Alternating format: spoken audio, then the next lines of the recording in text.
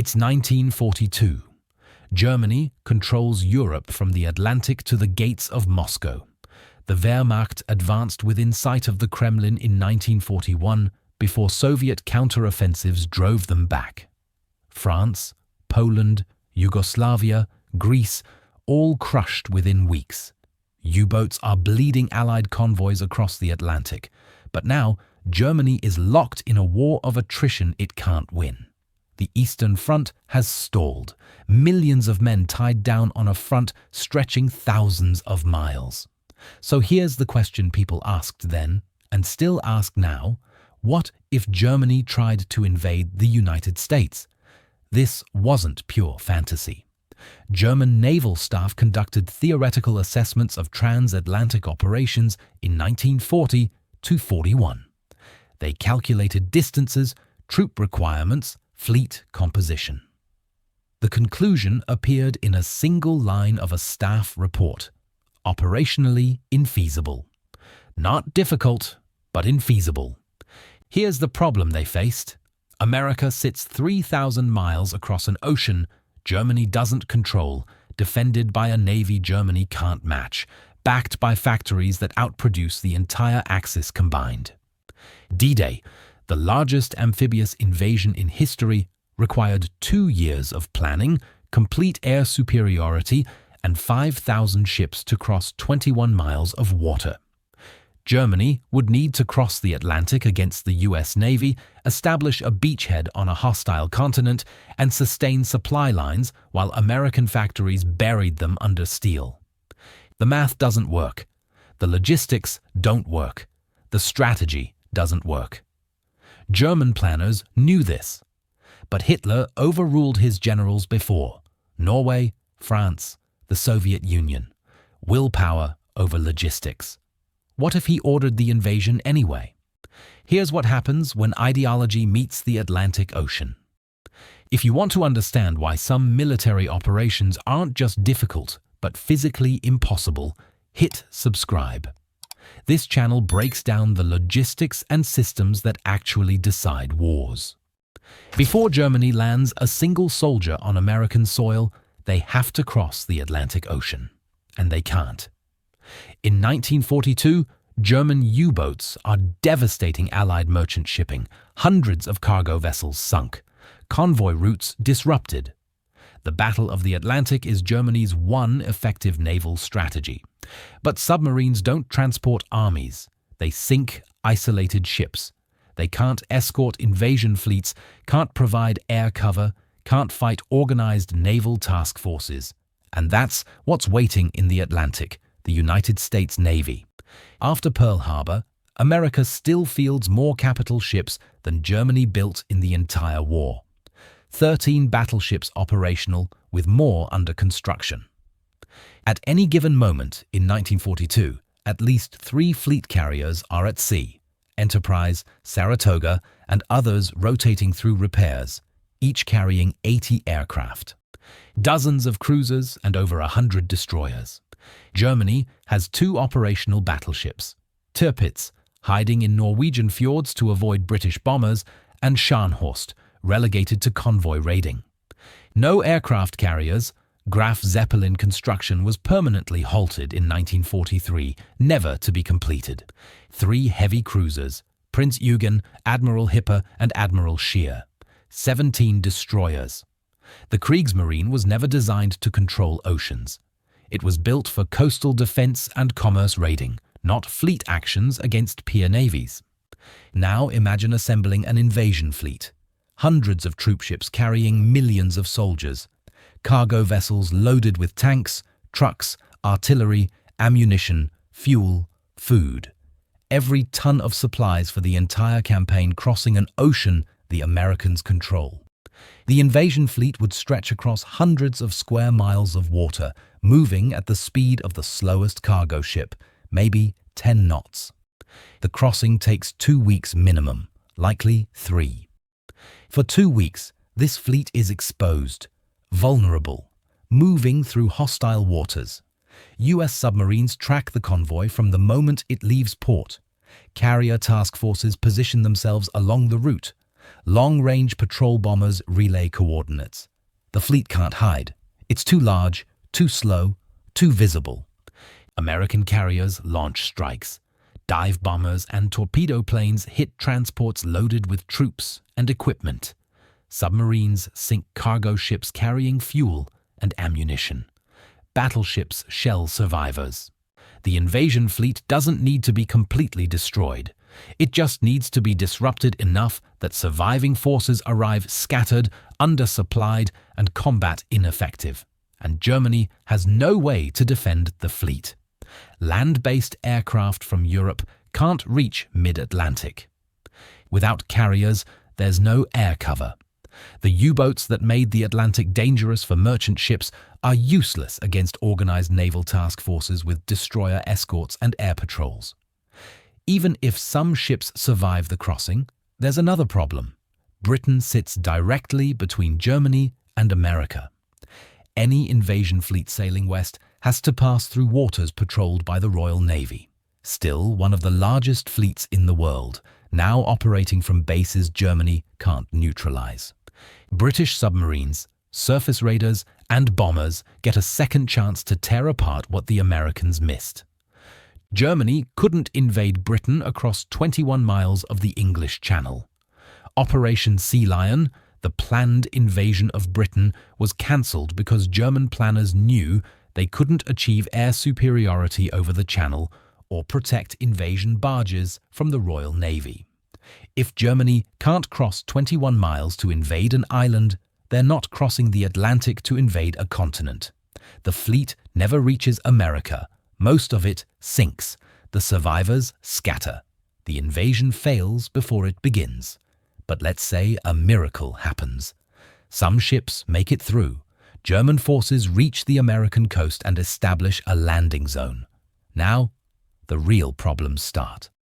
German doctrine relies on blitzkrieg, rapid mechanized advances using concentrated armor, air superiority, and operational surprise. None of that exists in America. German forces land with whatever survived the crossing. A few hundred tanks if they're lucky, limited ammunition, fuel reserves measured in days, not weeks. No supply depots, no captured infrastructure, no railroads already built to move reinforcements. Everything they need has to be shipped from Europe across an ocean under constant attack. Meanwhile, American forces converge from every direction. Troops stationed along the East Coast mobilize immediately. National Guard units activate, factories shift to wartime production within days. The invasion zone becomes a killing field. American artillery, already the most lethal in the world, concentrates fire on the beachhead. Battalions coordinate time-on-target strikes so shells land simultaneously. Offshore, Navy cruisers use proximity-fused anti-aircraft shells to destroy any Luftwaffe aircraft attempting to support the landing. The Luftwaffe can't reach America from Europe. American P-38s and P-47s control the skies. Without air cover, German armor is defenseless. American dive bombers destroy tanks faster than ships can deliver replacements. Within a week, fuel shortages cripple German mechanized units. Tanks sit immobile, trucks stop running. American forces contain the beachhead and let logistics do the killing. But let's say Germany pushes inland anyway. They capture a port, establish supply lines, dig in for a long campaign. The fuel crisis only gets worse. Wars run on oil. Germany produces 6 million tons of synthetic fuel annually. America pumps 180 million tons, 30 times German production. German commanders identify the obvious solution: raid American fuel depots. Operations in Virginia and Maryland succeed. They seize thousands of barrels of gasoline, enough to keep panzers running for days, maybe a week. But American fuel is refined for high-compression engines. German tanks and trucks run on lower-octane fuel. The engines knock, overheat, break down. Mechanics jury-rig mixtures, but performance degrades. And the raids don't solve the fundamental problem. Fuel consumption outpaces captured supplies. Every raid draws German armor deeper into American territory, stretching logistics even thinner. American forces adapt. They retreat and destroy depots before German units arrive. Scorched earth. Nothing left to capture. Within a month, German tanks become pillboxes. Trucks get stripped for parts. German infantry divisions, 80% horse-drawn, not mechanized, lose mobility without fodder and captured transport. And then there's the scale problem. America is 3.8 million square miles. To actually win, Germany needs to capture territory from the Atlantic to the Pacific. A population of 130 million. For context, Germany advanced 1,000 miles into the Soviet Union in 1941 and stalled at Moscow. That was with land supply lines and captured railroads. In America, every gallon of fuel crosses the Atlantic gauntlet. Every artillery shell, every replacement soldier. The deeper Germany advances, the more unsustainable their position becomes. American strategy becomes obvious. Trade space for time. Fall back to the Appalachian Mountains. Force Germany to attack fortified ridgelines while American production ramps up. Let German supply lines stretch until they snap. Meanwhile, factories back home remain untouched. Detroit keeps building tanks. Pittsburgh keeps producing steel. Texas oil derricks keep pumping fuel that moves by pipeline, not convoy. America replaces combat losses faster than Germany can inflict them. A destroyed Sherman is replaced within a week. A destroyed Panzer takes months to rebuild, then has to survive the Atlantic crossing. And Germany is still fighting the Soviet Union. Millions of German soldiers are tied down on the Eastern Front. Stalingrad is being contested. Kursk is coming. Germany can't pull forces from the east without collapsing Europe. The moment German forces are committed to America, Britain launches offensives into occupied France. With German divisions stuck overseas or dead in the Atlantic, France is defended by second-rate units. In the east, the Soviets push toward Berlin. Germany loses Europe while their army starves on the American East Coast. Even if Germany survived the beachhead, the fuel crisis, the geography, and the two-front nightmare, there's one final reality they can't escape. American industrial production operates on a scale Germany can't match. American shipyards produce Liberty ships in 5 to 10 days. Ford builds B-24 bombers at 1 per hour. Sherman tanks roll off assembly lines at 2,500 per month. Germany's entire industrial base produces 150 bombers and 300 panzers monthly.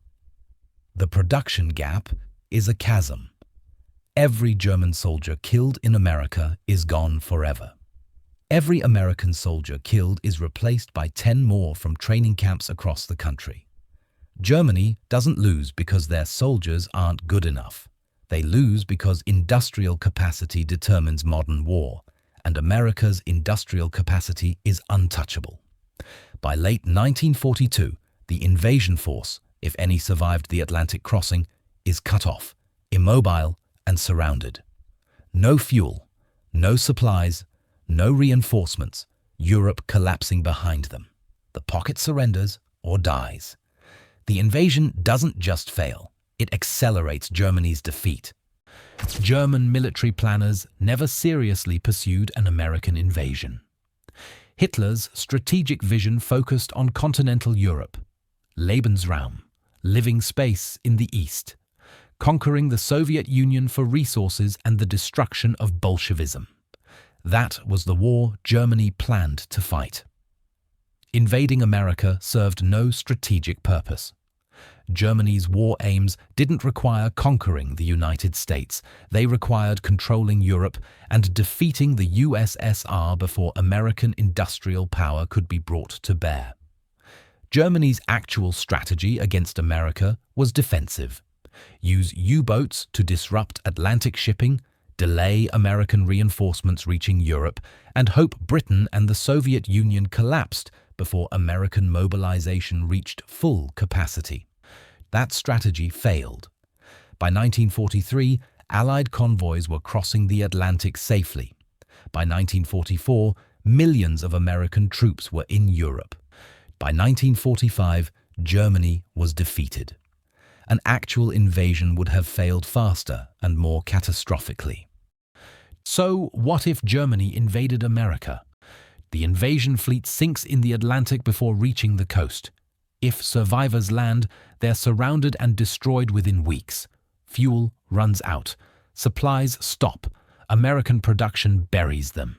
Meanwhile, Germany's position in Europe disintegrates. Britain invades France. The Soviets push toward Berlin. The war ends faster, with Germany losing more decisively. This isn't about American exceptionalism. It's about physics, mathematics, and logistics. Germany in 1942 had superior tactics, the best trained soldiers in the world, and effective doctrine. None of it mattered. You can't invade a continent-sized industrial superpower across an ocean you don't control with a navy that doesn't exist. America had twice Germany's population, 3 times the industrial output, 30 times the oil production, and 3,000 miles of ocean as a defensive moat. When logistics, geography, and industrial capacity are stacked against you, tactical brilliance becomes irrelevant. Some military operations aren't difficult or risky. They're impossible. Germany invading America was one of them. Could Germany have done anything differently? Or was this always hopeless from the start? Drop your thoughts in the comments. Thanks for watching.